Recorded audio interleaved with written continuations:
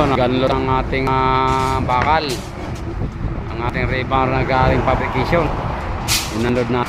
Ayan ang ating mga kasama. Tapos yung iba andun. Install ng rebar installation.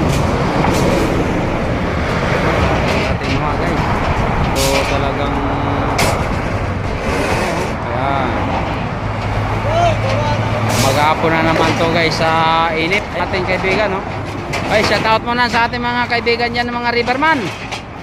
Yan nakabilad sa init. Tayo ng tubig para sa stroke. Pasubig ngayon guys, kaya tubig na marami. Lagyan na lang natin ng gin. Lagyan ng gin. Redors. Yes. Maghapon na naman sa init ng araw. Walang katapusan to. Hanggang yan doon. Yan, nandito naman ang ating pagkain. So guys, maraming salamat mo pag-upload ng aking mga videos. Maraming papasalamat sa iyo si Kapitan Umba. Bye.